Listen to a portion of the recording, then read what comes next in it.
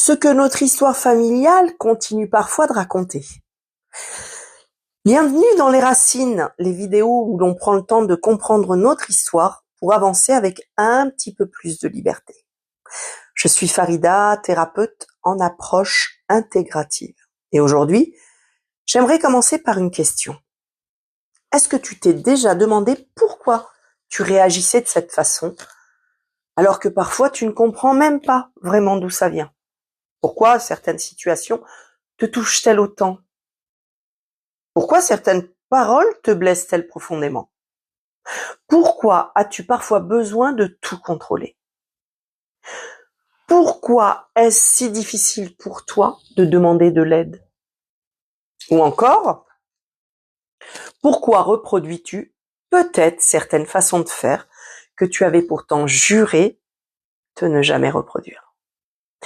Et si derrière certaines de tes réactions, il y avait aussi une histoire, pas uniquement la tienne, mais parfois une histoire familiale?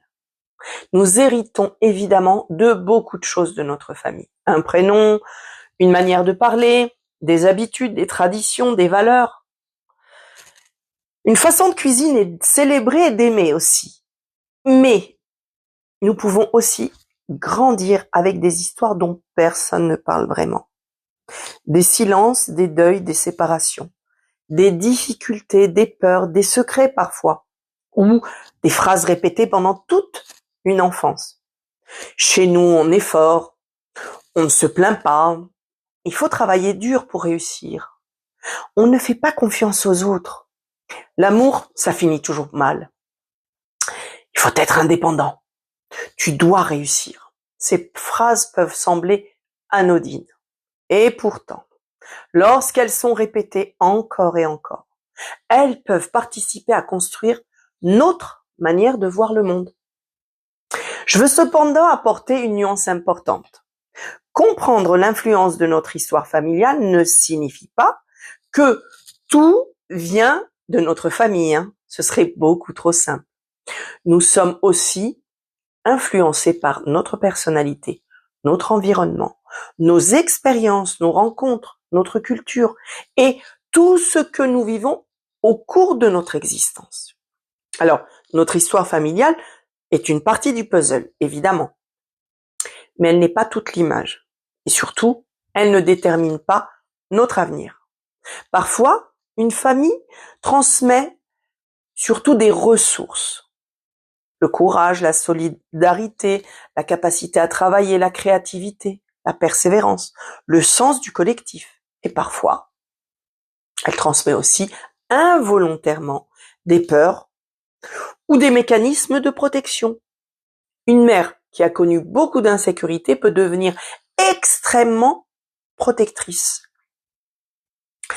Un père qui a appris très tôt qu'il fallait être fort peut avoir beaucoup de difficultés à montrer sa vulnérabilité.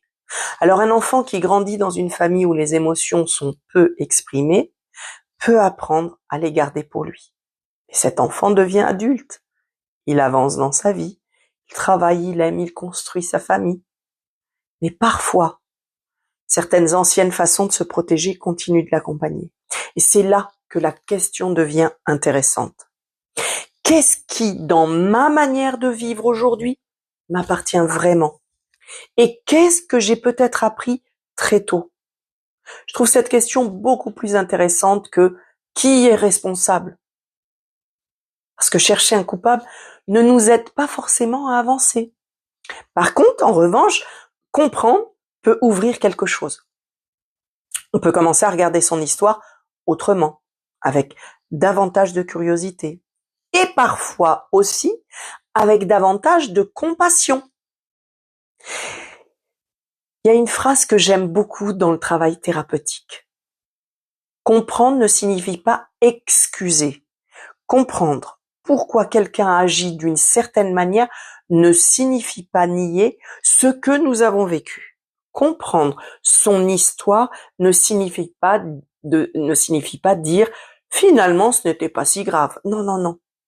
Ça signifie plutôt je commence à comprendre ce qui s'est passé, ce qui s'est joué. Et cette compréhension peut nous permettre de sortir d'une réaction automatique. Alors, Aujourd'hui, je t'invite simplement à réfléchir à quelques questions. Dans ta famille, qu'est-ce qu'on disait des émotions, par exemple? Est-ce qu'on avait le droit d'être triste, en colère, fatigué? Est-ce qu'il fallait toujours être fort? Est-ce qu'on demandait facilement de l'aide? Comment parlait-on de l'amour, de l'argent, de la réussite, de l'échec, de la maladie, de la vulnérabilité? Et surtout, qu'est-ce que tu as appris très jeune sur ce qu'il fallait être pour avoir sa place? Il n'est pas nécessaire de répondre immédiatement. Tu peux simplement laisser cette question faire son chemin. Parce que parfois, comprendre son histoire ne commence pas par une grande révélation, hein. Ça commence simplement par une question. Une question que l'on n'avait jamais pris le temps de se poser. Et plus précisément, ce que j'aimerais faire avec toi dans cette vidéo, pas chercher des réponses toutes faites, mais apprendre à regarder autrement ce qui nous constitue. Alors, dans le prochain épisode, nous allons nous rapprocher encore davantage de notre histoire personnelle. Nous parlerons de ces blessures d'enfance qui peuvent parfois continuer à s'exprimer à l'âge adulte. Pas pour nous coller une étiquette, non, mais pour essayer de comprendre ce que certains de nos comportements cherchent peut-être encore à protéger. Donc je te retrouve dans le prochain épisode des Racines, la semaine prochaine. Et d'ici là, prends simplement le temps de te poser cette question. Qu'est-ce que mon histoire familiale m'a appris sur moi, sur les autres et sur la vie en général? Prends soin de toi et n'oublie jamais, comprendre son histoire n'a jamais pour but de nous enfermer dans le passé. Au contraire, c'est souvent le premier pas vers un avenir plus libre.